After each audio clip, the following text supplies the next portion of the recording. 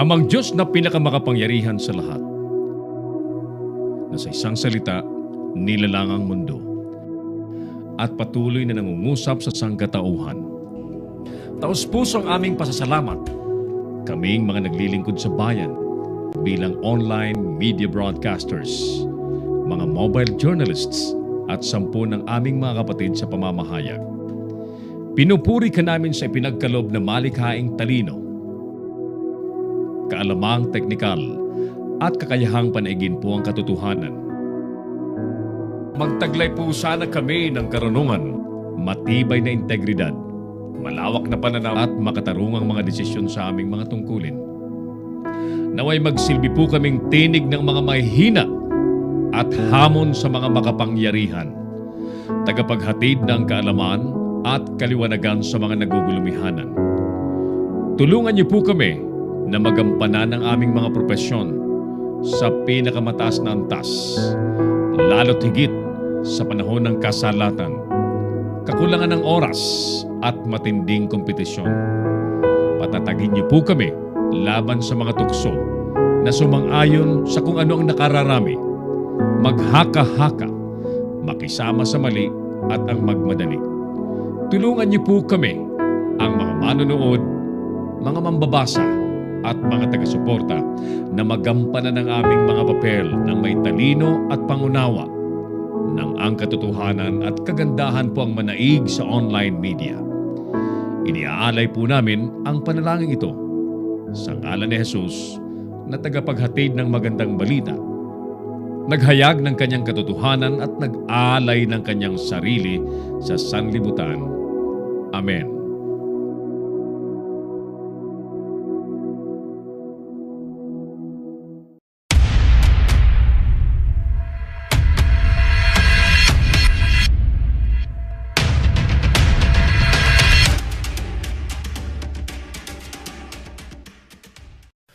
Narito ang mga isyong dapat abangan sa Kamaong Asero. Comelec handang isapubliko ang data logs ng Transparency Server. Malacanang handang makipagkasundo sa posisyon ngayong tapos na ang eleksyon. Comelec handa o dapat ipaliwanag ang mga aberya sa eleksyon ayon naman kay Alejano. Reklamo hinggil sa partisan acts ng CIDG noong halalan, isasalang daw sa Kamara. Ilang politiko inireklamo hinggil sa Vote Now and Pay Later scheme. MMDA nakahakot po ng 23 toneladang mga basurang campaign posters. Ngayong tapos na ang halalan, AFP nasa blue alert status na lamang. Secretary Lorenzana ng DND tinangging inatake sa puso. Mga nanalong senador ng administrasyon walang victory party kay Duterte. Presyo ng bigas, patuloy po ang pagbagsak ngayon. Samantalang pamilya tanggap na ang pagkamatay ng 3 batang nakulong sa kotse. At DOH, iniimbestigahan na ang pagkalason po ng 200 katao sa Bukidnon.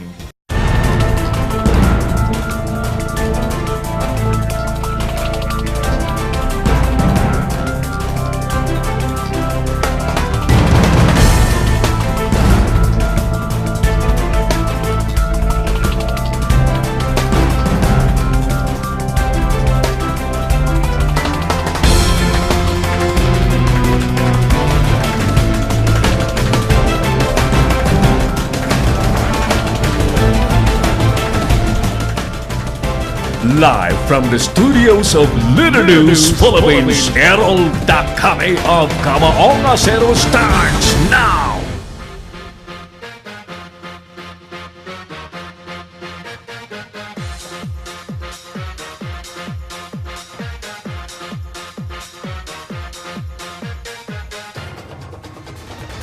Meron nga bang mga dayaan sa nagdaang halalan, mga suki? Ulitin natin, meron nga bang naganap na mga dayaan sa katatapos na halalan?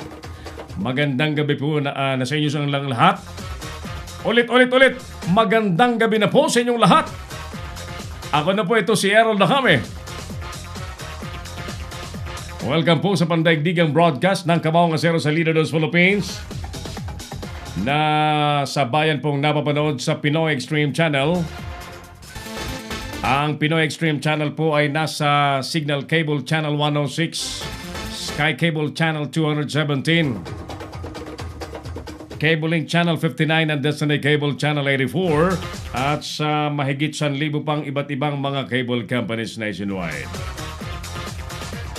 Ano man po ang inyong ginagawa sa mga oras mong ito, kasama po natin ang buong puwersa ng Leader dos Philippines at ng Pinoy Extreme Channel sa ating paglilingkod sa pamamagitan po ng mga balita at issue. Sa programang Kamao ng Asero at ang programa po natin ay pinalilipad na ngayon ni Broadcast Officer Clarence Ondaya, habang ang ating Operations Director, Engineer Oliver Licop ay naka-remote ngayon. At siyempre, naka-remote din ang ating Creative Director, Mark Anthony Reynoso. Ulitin natin ang ating survey question, mga suki. Nagkaroon nga ba ng mga dayaan sa katatapos pong halalan? Don't forget to like our FB page ng Leader dos Philippines. Mag-comment po kayo, sumagot kayo sa ating tanong at i-follow po ninyo sabay share para mas marami pong nakakaalam sa mga pinag-uusapan po natin, mga isyong may direktang tama sa bawat Pilipino. Ang ating studio po ay mararating po ng inyong mga tawag sa pamamagitan ng 0927-4942-175 at 09497365,000. Nagkaroon nga ba ng mga dayaan sa katatapos pong halalan? Bueno, unahin na po muna natin ang mga rumiripiking reports. Death penalty, posibleng lumusot daw o maipasa sa paparating na 18th Congress. Report ni partner Jojo Sikat. Parin Jo, magandang hapon. Naniniwala itong si Senate President Vicente Tito Soto III na posibleng makalusot nga diya sa 18th Congress ang pagbuhay sa parusang bitay. Ito yung naging pahayag ni Soto sa isinagawang kapihan sa Senado matapos halos mga kandidato ng administrasyon ang mga nanguna sa partial and unofficial tally ng Commission on Election. Ayon dito kay Soto, karamihan sa mga nasa top 12 tulad ni Bato de la Rosa ay sang-ayon sa death penalty, subalit para lamang sa mga heinous crime tulad ng illegal drug trade. Subalit sinabi ni Soto na kapag ipinilit ang ilang krimen na ipaloob sa death penalty, tiyak na maraming senador ang tututol dito. Ayon dito kay Soto, 13. In the new Senate, there's a possibility of 13. No? For high-level drug trafficking, allowed. Kasi oras na hinaluan mo ng iba, na pwede namang talagang punishable by reclusion perpetua,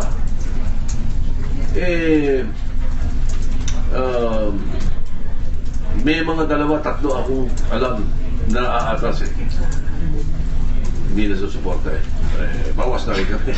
Wala na rin, you'll never get the 13. Sa kabila nitong sinabi ni Soto na hindi naman prioridad ng Senado ang death penalty, ngunit sakaling may maghain ito sa 18th Congress na posible umano itong si Senador Manny Pacquiao, kanila itong tatalakayin na may posibilidad na makalusot nga ito sa mataas na kapulungan ng Kongreso. Mula rito sa Senado, ito si Jojo Sikat Nagula para sa Leader News Philippines. Si Errol Dahame, ang Kamaong Asero. Alam niyo po yung panukalang o ipinapanukala ng iba na parusang kamatayan. Tingin ko yan po ay applicable at marapat na maipasa bilang parusa. Una po sa mga heinous crime lamang. At specifically, nais po nating ipataw yan sa mga mandarambong sa gobyerno. Bitayin ang mga mandarambong sa gobyerno. Ayan. At kapag meron na po tayong ganyang uri po ng batas, naniniwala po si Errol Dahame na magiging pihido na ang mga magnanakaw sa gobyerno. Mababawasan.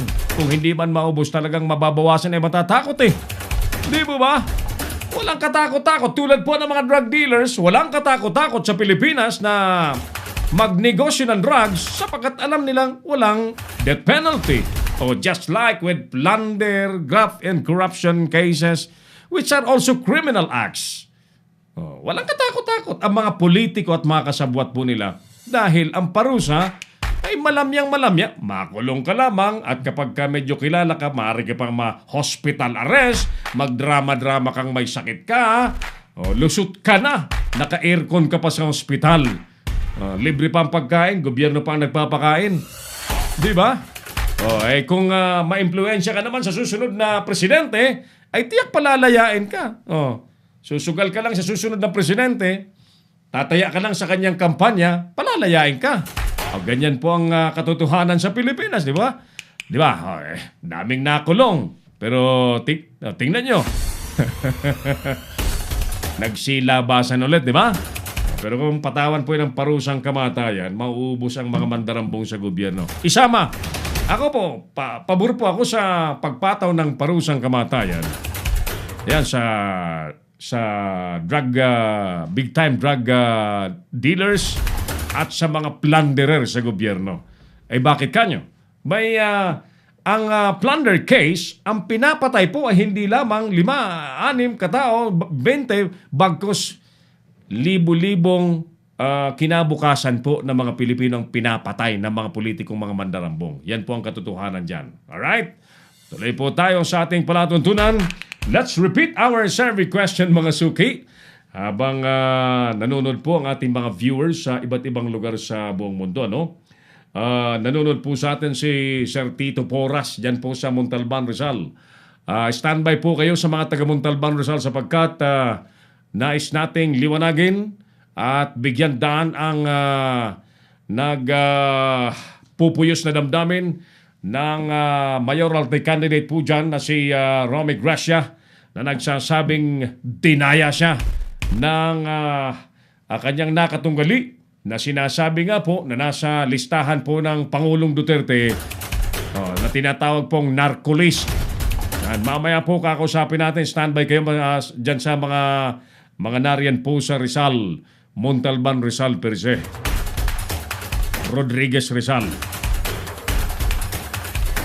Isa pang report ang ating panoorin, mga kaibigan. Peking dulyan na nagkakahalaga po ng 15 milyong piso nasabat po sa kasino sa Pasay City. Report. Nangangamoy na dolyar. Report ni partner Boyet Guillermo. Parang Boyet, magandang gabi sa iyo. Arestado ang 3 kalalakihan matapos madiskubring peking dolyar ang pinapalitan nito sa counter ng kasino sa Resort World Pasay City. Ang mga sospek ay kinilalang sina Fernando Silanga, Ibla Surga, residente ng Mandaluyong City, Chang Ge-woo, isang Chinese national, nakatira sa isang condominium sa Newport City, Villamor, Pasay City, Song Ho Sang, isang Korean national ng Antipolo City, at isang nakatakas na si James Park, isang Korean national din. Ang mga sospek ay ipinirsinta ni Pasay City Chief of Police, Police Colonel Bernard Yang, kina SPD Director Police Brigadier General Eliseo Cruz, NCRPO Director Police Major General Guillermo Elizar, at sa media.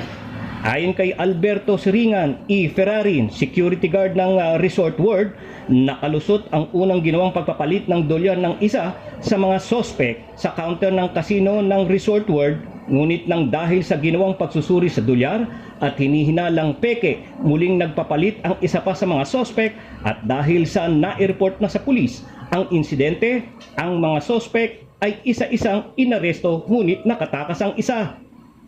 Na-recover sa naarestong mga sospek ang 2,288 na pirasong dolyar na tig-100 na tinatayang nasa 15 milyong piso. Kasong estapa at violation of Article 168 ng Revised Penal Code o illegal possession and use of fake money ang kakaharipin ng mga sospek. Ako, si Boyet Guillermo, Leader News, Philippines. Si Errol Dacame, ang Kamaong Asero. Thank you, paring Boyet. Talagang sadyang ganyan ano ho, ang mga may sademonyong balak at gawain ay talagang inaabutan po yan. Makalusot man yan, minsan, 2 beses, tiyak na aabutan po yan ng kamay ng batas. Ulitin natin ang ating survey question mga kapatid. Ang ating main topic tonight ay may kaugnayan pa rin po sa kagaganap-ganap na halalan sapagkat napakarami pa rin po ang isyong pinag-uusapan patungkol po sa eleksyon 2019. Meron bang naganap na mga dayan sa nagdaang halalan? Ano po sa inyong palagay? We would like to hear people from different places na may kwento ng sinasabi pong dayan. At isa po sa ating panonoorin mamaya po ng konti ang kwento ng mayoralty candidate sa Montalban, Rizal na nagsasabing siya po ay talagang ubod todo puwersang dinaya ng incumbent at ang incumbent ay sinasabi nga pong nasa narcolist ng Pangulong Duterte at Leslie gumamit po ng sangkaterbang pera para ho manaig sa sinasabing eleksyon dyan po sa Montalban, Rizal. Magbi-break lang tayo saglit at sa pagbalik po natin, magpatuloy tayo sa ating pinag-uusapan. Balikan ko po kayo, mga suki. Magbabalik si Errol Nacame sa Kamaong Asero. Bring your business over 1 million TV or online. Reach your target customers anytime, anywhere. Your brand on TV or on the web. Get more customers and grow your business. Advertise now.